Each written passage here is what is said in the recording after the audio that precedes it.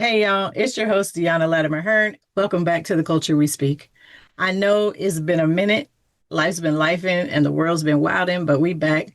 Now, before we dive in, I need to address the latest because apparently we've entered an era where certain words like diversity, equity, and inclusion, have officially made it onto the banned list from the classroom to political spaces. These so-called bad words, they will not be censored here, not on this platform, not in this space, because this is the culture we speak. And we gonna speak it, all of it, loud, clear, and unfiltered. So buckle up. Episode 15 is here. We're kicking it off with some bold truth with guest Maria Chisolm and the same culturally grounded, justice-centered conversations y'all know and love. Let's get into it. From the flavorful foods we eat to the rhythm of the beats we keep, our hair and clothes define what it means to be chic. For centuries, onlookers have been captivated by our mystique and every aspect of our being that makes us unique. This is the culture we speak. Maria Chisolm is a bilingual speech-language pathologist who operates a private practice serving culturally and linguistically diverse children and their families across Colorado, Wyoming, and New Mexico. With a specialization in early intervention and school-based settings, Maria is dedicated to providing comprehensive, culturally responsive, and linguistically appropriate assessments that honor the unique cultural and linguistic backgrounds of each child and family. Beyond her clinical practice, Maria is passionate about mentoring private practitioners and supporting professionals and organizations working with multilingual families and learners. Through individual consultations, organizational training, and her online community, she offers tailored strategies for both optimizing business systems and enhancing service delivery to better meet the needs of culturally and linguistically diverse populations. Maria regularly presents workshops and seminars on best practices for screening and assessing culturally and linguistically diverse populations, as well as effective strategies for starting, scaling, and managing private practices. Quite impressive. Maria, thank you for being here and welcome to the Culture We Speak. Thank you for having me. The way we met was kind of, I guess, different. I'll go ahead and start there. A colleague of mine, Joy Lennon, happened to have attended an event you did in Basel, a presentation you did in Basel this year. And she spoke so highly of your presentation that she was like, you have to meet Maria, you've got to connect with her, you've got to interview her. So we're here. And I wanted to know a little bit about, one, the experience that you shared there. She mentioned that you'd spoken powerfully about growing up as a child in a home with differing cultural and racial experiences. And how did that experience shape your own language development, identity formation, and perspective on culture and communication? Well, I have to tell you a little bit about interacting with Joy. First of all, I think presenting at Basel was a completely different experience than I've ever had anywhere else. It was like so affirming, and just interacting with everybody there was different. You know, it was a different experience. But after my presentation was done, I was about to leave after I had, answered all the questions, and she stopped me. She said, "Don't leave yet." And we talked in the hallway, and that's when she told me that she texted you about my presentation. And I started my presentation with my whole personal story. And that was something that I had been going back and forth about for a long time, was telling my personal story, because I didn't know if it was too much information. And I've also shared my story in different settings, and the feedback that I get is not the same as the feedback that I got in Basel. So there's pearl clutching and audible gasps, and it's like weird, right? But isn't that encouraging? I think that would be a reason for me to share that story if that's the case, but go ahead. Exactly. And the reason why I was encouraged to tell my story was because one year I got the ASHA Learning Pass, and I took your course on the school to confinement pipeline. And at the end, you had a very personal story. So it kind of was like, okay, she's setting the stage for me to be able to do this. So that's how that all happened. Thank you. And that's so humbling. Crazy to come full circle like this. But I started to tell it for a couple of reasons. One, because I felt like I was kind of, I don't want to say hiding it, but it's something I did not disclose because I knew it was so different from everyone around me. And I just kind of wanted to not have those conversations, because when you do start to tell those details, then a lot of questions come when you're telling them to people that have a more, I don't know, mainstream, quote unquote, experience. And I Yes. also wanted to tell it because it was important, I think, for our colleagues to know and understand that this isn't just the experience of some of the clients that we work with, it's also the experience of their colleagues. Very important. Yes. Yeah. So, can you talk a little bit about some of what you shared at that event, if you're comfortable doing so? Yes, yes, I can. So I grew up in a single parent household. My mom is Hispanic and my dad is African American. And he wasn't around when I grew up, partly because of addiction and also because of Hmm. incarceration. So that there's that one part, right? Hmm. That people kind of like, whoa, it freaks them out a little bit. Of course. The fact that I'm multiracial and the fact that I was exposed to Spanglish growing up, not Hmm. Spanish, but Spanglish, Yeah. and that I grew up with an extended, large Hispanic family in rural northern New Mexico, looking the way that I look and not Hmm. really fitting in anywhere. Yeah. So And not fitting into these boxes that our profession likes to neatly place you in as well. exactly. Yes. That's the basic gist, right? And then also my the father of my children was born and raised in India, so that, you know, that comes later, but then there's also that cultural influence. So it really, in terms of shaping my identity, there's a lot of different places that my identity comes from. And like you said, it's hard to put me in one box. And it's also hard Hmm. for me to kind of feel like these fluid shifts between each part of myself, Hmm. both culturally and privately and professionally. I feel like I don't quite, like I said, I don't quite fit in any one of those places. And Hmm. I think as a result of all of those differing experiences and influences, really led me to want to work with children and families who have similar experiences. We might not look the same, we might not speak the same languages, but we're still meeting on a certain level where we don't quite check box. And that's beautiful. Like, I think it's wonderful the more outside of the box that we can be, if that's not evident from my career. But I think it's so important to embrace that. And I'm so glad that one, shared that with us, but also that you were able to share that at Mbosla, and especially in such a supportive space that Mbosla has created for us. Um, I think it's amazing. And I wish I had been there for that moment. I didn't go this year. And I was like, of course, I would miss this amazing situation unfolding. But I just, I give you all the praise for just being courageous and standing up and standing in your truth and sharing it wholeheartedly with your audience. I think it's beautiful. And I hope that you don't shy away from it moving forward as well. I think it's so important. Well, I can't now. I can't put the toothpaste back in the tube. Right. I'm so glad that you were able to, to share that. And I'm encouraged, honestly, like it's humbling for me to hear that it mattered that I shared that story. So I do appreciate it. Were there times when your lived experience wasn't fully understood, particularly in educational spaces? And how did that impact you and your family? Well, yeah, I think as a student, like when I was in public education, definitely not fully understood um, for a lot of reasons, I think, but mostly just because people like me weren't represented in the staff. And also, even now as a professional, I think that sometimes, and I've heard this from other people who work with culturally and linguistically diverse students and families, that their expertise is questioned for Mhm. whatever reason. So yeah, it does get misinterpreted sometimes. It did and still does sometimes. And how that impacts me and my family now, well, I have these conversations very often with my two children. We live in Colorado, which we live in a suburb of Denver in Colorado, which is not very diverse. Mhm. So we have these conversations often just about how we are perceived and how we have to work in a different way to achieve the same goals that somebody might not have to work as hard for. So Mhm. yeah, and it's I feel it every day.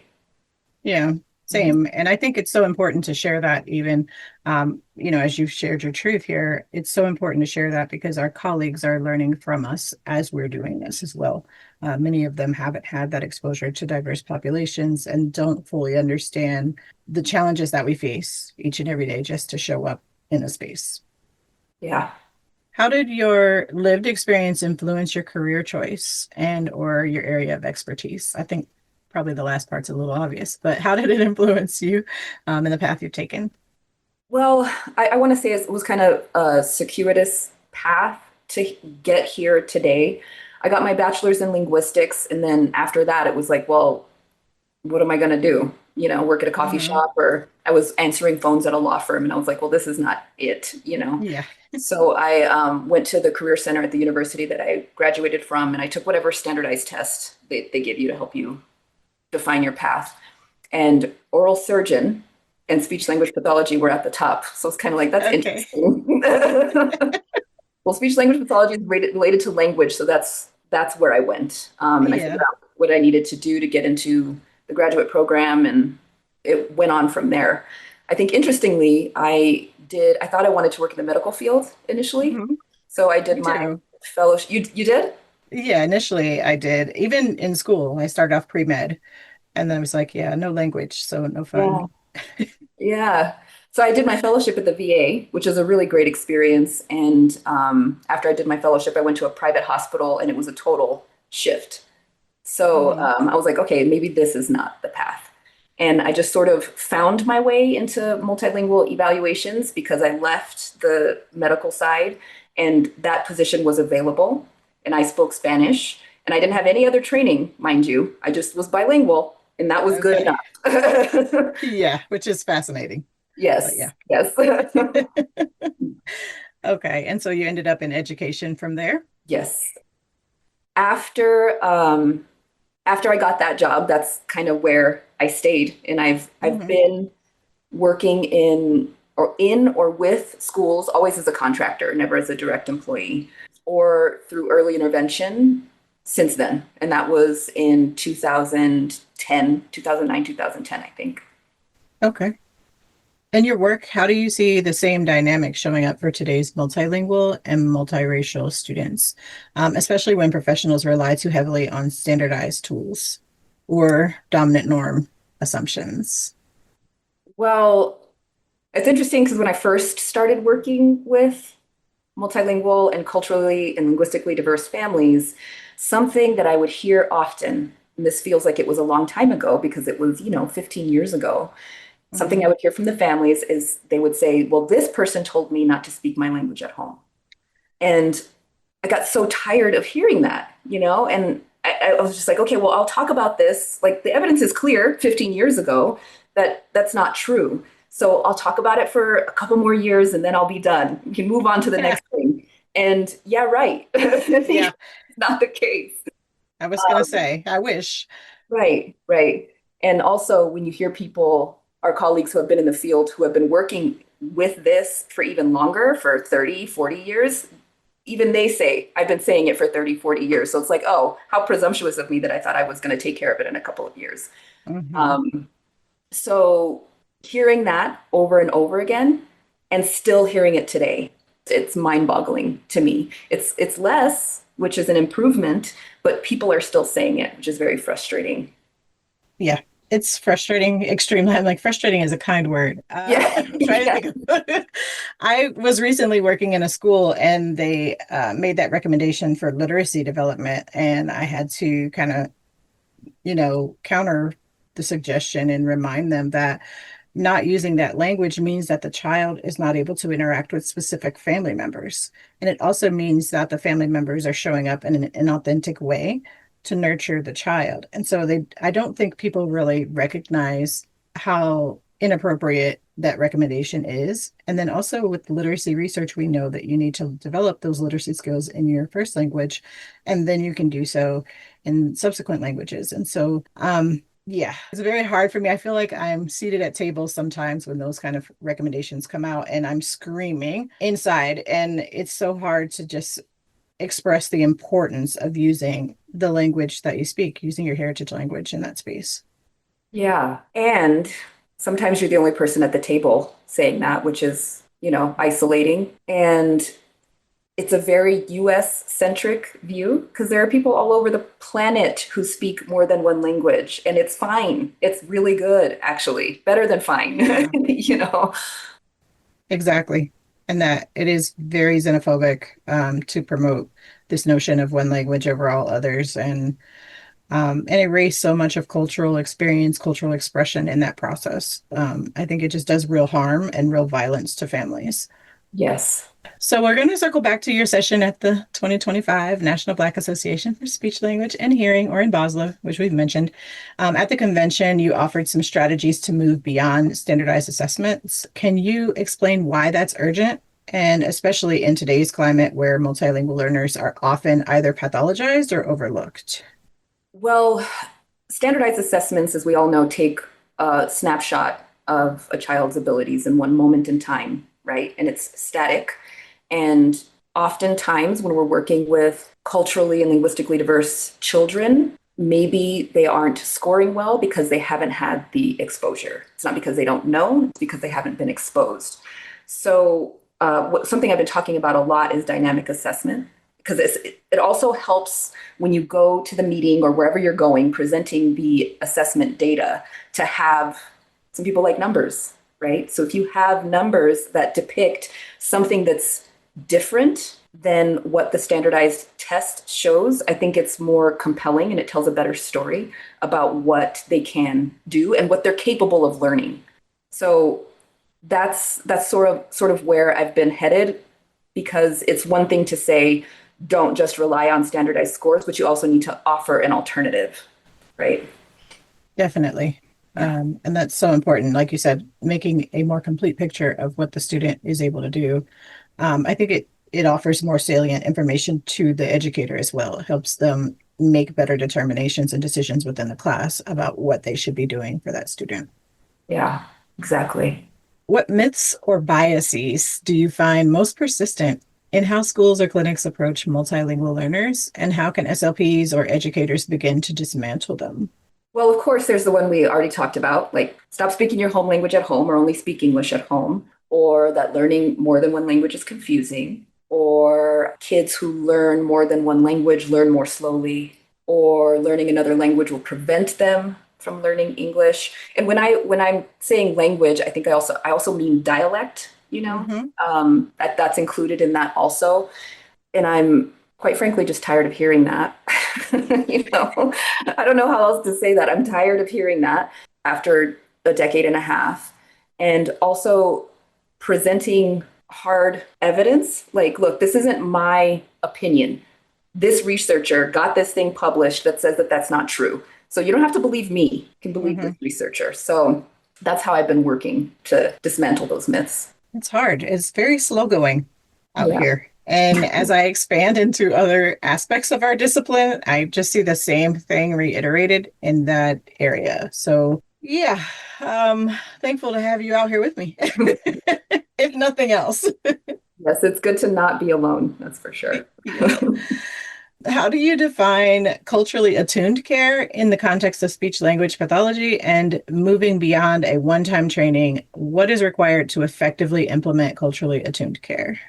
Well, I view, and I think we should all view culturally attuned care as like exercise. There's no end game. This is something that you have to work toward and maintain and continually use and challenge yourself to improve. And sometimes it's painful, right? Like sometimes looking at your own biases and trying to figure out where those come from and showing up in a different way is hard work. So encouraging people and organizations to take part and acknowledge that ongoing training in one form of another is important. It's not a one-time thing. And also encouraging people to come with curiosity, which isn't, I think it sounds easier than it is, right? Like to Mhm. come with an open mind to things like this, because no one's going to tell you that you're wrong. It's the conclusion that you kind of have to get to yourself. There are people like us that can help you along that path, but it's also like a personal endeavor Mhm. that you have to commit to undertake. You know? Yeah. And you have to unpack all of the things that you've been carrying along in your Yeah, knapsack that run, against the research, against the knowledge that we have around this work. So agreed. Sometimes it's discouraging, like I'm like, we're talking about this and it's so important. And I'm so glad to connect with someone else who's doing this work. And everything you're saying makes sense and is wonderful. But then it's like, how do we get individuals to actually hone in and do the work? That's the hardest part because we cannot motivate individuals to do the right thing. And we're in a helping profession. And sometimes that is very hard to swallow when you're dealing with a helping profession that doesn't necessarily want to effectively help.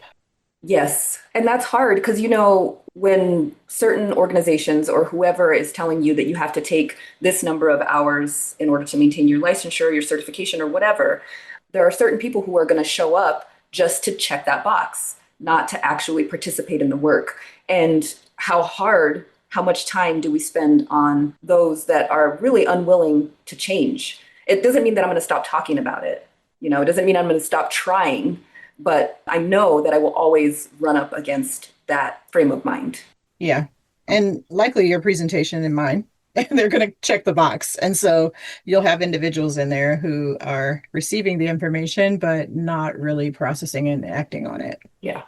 Within ASHA, the Council for Academic Accreditation and the Council for Clinical Certification recently removed explicit references to DEI or diversity, equity, and inclusion from their respective standards and certification requirements. What concerns, if any, do you have about these changes and what that will mean for future or current SLPs, particularly those that are serving the groups that we serve? Well, they changed a lot of the language and took out diversity, equity, inclusion, and substituted person-centered and family-centered care, right? Mm-hmm. And I had a hard time with this. And it was, I think, the most willing I had ever been to actually go to these websites and give feedback, even though I felt like it's just like when you have public meetings in your city, they know what's going to happen. They're having the public meeting because they have to, right? And that's how I felt about this. So when I saw the changes, I was disappointed, but also not surprised. Mm-hmm. And the effect that it has, I think, is that it emboldens the people who didn't think that that language was essential to begin with. And people often forget that diversity is more than just ethnic and racial diversity. It encompasses so many things, including the people who we work with who might have different abilities. Mm-hmm. So I don't understand why there is this huge backlash against using that language when it's not just one group of people we're talking about when we say diversity and equity and inclusion. So my concern about how it might impact the field is that people will start saying, people who didn't think it was necessary to begin with, just like, oh, well, we're dealing with people here. And people are people. And yes, of course, but also you have to approach people who are different from you in a certain kind of way. And you have to be humble and you have to come curious and be willing to learn about what's important to them and their families and their caregivers in the context of their culture and their language. And you can't take apart those things, So it's concerning because I wonder how it'll change the perception of how professionals come to work with their clients. Yeah, I think that's very well stated. I probably had a lot of impolite words that I could have used to convey the same thing. And yeah, I don't even know if I have words, honestly, for this recent change. At the end of the day, it's rooted in ignorance. And the directive has come from way, way up high. And this is obviously something that is pervasive at this point in our nation. And I think to align with something of this nature, particularly for a profession that does what we do, it's disheartening. It's hard to even put into words and capture how that feels and what that might look like. I shared with you before, the ASHA leader reached out and wanted an article on the future of dialect research at the exact same time that they were considering and have now rolled back this DEI requirement. And being the petty individual that I am, I went ahead and did that, but but I was clear with them before agreeing to do so that in order for me to share my perspective on it, that I needed to maintain my own voice and that I needed to be able to share in a way that's consistent with my branding. And for those of you that follow me, I'm pretty blunt and I'm going to pretty much say what I have to say, and that's the end of it. And aside from some edits, there, I was able for the most part to do so. But it's fascinating to me that an organization that is in the process of rolling back DEI, that they would like to know the future of dialect research, because you've essentially eclipsed research of any non-mainstream group through this decision and this change. And then at the same time, you want to know where we're going, and I mentioned too, I mean, for my skin folk, you'll understand the reference, but it's almost, Erica Badu telling me to call Tyrone, but then asking what me and Tyrone are about to get into, like none of your business. If you tell me I don't belong here, can't use your phone, why do you care where it's going? You obviously don't. You're not invested in where it's headed. And it's hard to be a part of an organization where you're pushing for the work, engaged in advocacy that we do, and pushing for these changes. And then that happens right in your face. It's very hard. By and large, in my opinion, with this, it essentially takes away the supply and demand of the work we do. So there's no longer the research going on in the post-secondary setting because it's not something we need, right? And then there's no longer a demand for it on the other side because you don't need it for your certification or your qualifications to work. So it essentially removed that from the marketplace entirely. It's disappointing, again, trying to say this in a polite way. It's disappointing. It's jacked up. Like it just shouldn't have happened this way. And I think those comments, like you said, they were taken, but what was the point of them? Because I don't know that they were heard. Yeah. Yeah. And I feel like I had never seen such cohesive coming together of all of the different minority groups within our Hmm. field and say, this is wrong. And Yeah. we're saying it out loud. And we all agree on this. And this is why. So that part made me feel better, you know? Yeah. That was definitely encouraging. I liked the information sessions that were hosted and the information that was shared. I think that was important. And like you said, it brought together more of a sense of community from disparate groups, which is what we have to do. I mean, that's the only way to counter these types of things, is to have some cohesion between diverse groups. It can't happen in silos. But one of the things that also came forth at that time was, leadership or former leadership of ASHA expressing that this is just changing the words. And I'm like, of all the disciplines in the world, of all the organizations in the world, like words mean things. Like, what do you mean it's just changing words? Like, why were they in there if they weren't needed? So for those types of comments to even go forth by an organization that is founded on communication, like, what are you talking about? That it's just words. The words matter and the words mean things. Yes, exactly. I had the same thoughts myself, just how important the words you use are. I mean, yeah, it's not just words.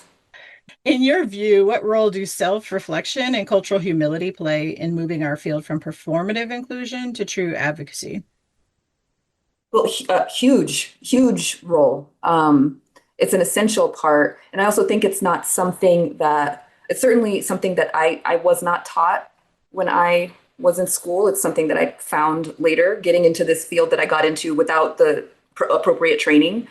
It did take a lot of looking inward to figure out what I could change and what I could do better to show up as a better professional. Um, and I really, I've had a lot of thoughts about this, especially just around the Black Lives Matter movement when everybody was posting about it on social media. And you saw a lot of people who never posted about any advocacy whatsoever starting to talk about it very publicly. And then, of course, that wanes after some time. So maybe not performing it, like, Hmm. and actually doing it instead of like just talking about it all over the place. Yeah, I'm with you. I'm with you. I mean, what are your action items is the question. So it's great Uh-huh. to share information, but what are you actively doing? And that typically is the question. So I see people jumping on the bandwagon. Oh, this is important, and this is the sort of brand I want to present to the world. But even outside of even saying anything, what are the action words you're engaged in order to bring about change? And what does that look like? Yes. And I think part of it is important, just like we talked about how words matter. Like, continue to be the person that says diversity, equity, and inclusion and call things what they are. And also start getting okay with not being liked, because Yeah. saying these things is going to bother some people, and you have to be okay with that. You have to be okay with not being liked for doing the right thing. Yeah. You know? And no one on the right side of history was really ever liked. There was a period of time where they weren't liked. Um, and I think that's hard to embrace for some people, especially those who haven't been forced into marginalized spaces, or that don't experience that sort of relegation to the outside or to the quote unquote other category. It's harder, but it's necessary. And until we can count on each other to do those things, then the message can't go forth and the work can't go forth. So I'm with you.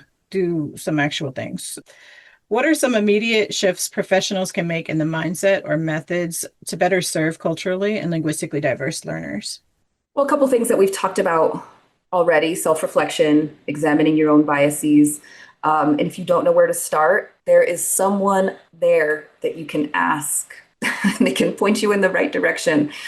Also, don't expect people to then just, take you through the whole process for free. Like, if you really are committed to examining your biases and self-reflecting, and you haven't found enough information on your own, do not expect your minority friends to then just counsel you. Like, their time is worth money too. That part, Okay. that part right there. Put some coins on it. Yeah. That part for sure. Because I think sometimes individuals get excited about it and they want to be spoon fed. And it's like, yeah, you're going to have to learn how to walk and do all the things on your own as well. So, one, you need to pay for this meal. And two, it's time for you to then go out and learn how to cook and do your own thing instead of me having to constantly provide it. That's what's hard, because then it becomes an additional burden, an additional task that we're required to do in an already taxing system and situation. So I'm with you. Yes. Yeah. For families navigating systems that don't always see or support their children's full identities, what message would you want them to hear from a professional such as yourself? Well, if you feel like you need a different opinion, it's okay to get one. You can look for a provider who reflects your experience. They're harder to find, but they exist. And also, if it's not working out, it's okay to change, to shift course. And I think as providers, I think we should be okay with that. We should know when something's not working. And we as providers should also know when to refer when we're not qualified to work with somebody. And then navigating systems. I mean, that's hard for even people who were born and raised here, right? It's hard to know what is available, what you qualify for, and how to do it. How do you fill out the paperwork to get what you need? But there are different ways to access those supports. And if you find the right provider, they can point you in the right direction at the very least. If they can't help you, they can point you in the right direction. Yes. So the cultural humility to be able to say, maybe I'm not the best fit for this particular situation, but here's how we get you the support you need. Yes. Huge. If you could go back and offer one piece of encouragement or truth to your younger self or to children like her, what would you say? Well, I would say that telling your story, whatever it is a form of activism, and it is a form of advocacy. So if you feel comfortable telling it, whatever it is, tell it, because I feel like it would have helped the people around me understand me better had I been more forthcoming about it. Also, I don't want to put all of the responsibility on the person telling the story, right? Of course, Mm-hmm. they're the adults around that need to encourage or, build the space and the safety for those of us who have different experiences to be able to talk about it without fear. So telling your story, I think, is a really important part, but also creating the space where it feels okay. There's two parts to that. Yeah, the whole word. Creating a space that allows that to go forth, but then having the opportunity to share your own truth and to stand in your own truth. That's Yeah. beautiful. Is there anything else you'd like to share with our listeners? I want to just go back to the part about not being liked. If you are going to make the choice to advocate in this climate that we live in now, you have to commit wholeheartedly. It's not something that you can do here and there. It's something that shows up in everything that you do. So if you're going to make the choice to do it all the time, not just conveniently, and also understand that it will have an effect on how some people view you, and that is okay. It will change either in a positive way or in a negative way, and that's okay because it gives you a better idea of where people actually stand and who your community is. And you also have to commit to working long term because this isn't going away, right? When you're talking to your colleagues who have been in the field for many decades and they've been working towards the same goal, you have to understand that this isn't going to change anytime soon. It is something that we have to continually work toward. So that's what I would like to leave everybody with. Awesome. And I'd say a great first step is to go ahead and connect with Maria as soon as possible, get the training, get the information, get the resources, with your coins on it, and definitely follow her across social media platforms. You can find her information in the show notes. And Maria, it's been so rewarding to connect with you. I know that we're kind of still getting to know each other, but it has been great just getting to know you, being in community with you. And I thank you so much for being present today and just sharing your truth. Well, thank you for having me. It's been so cool to go from watching your course on the learning paths to having one-on-one conversations with you. It just illustrates how important it is to tell the story, because if I hadn't told it, I don't know if we'd be here today. So telling your story is a way to find your people. And that's a wrap for this episode of The Culture We Speak. Big thanks to Maria Chisolm for keeping it real and speaking truth. Remember, our words matter, our stories matter, and so does the work we do in our communities. Keep speaking up, keep standing for what's right. We'll be back soon with more bold conversations, more culture, more truth. Until next time, stay unapologetic, stay grounded, and keep using your voice.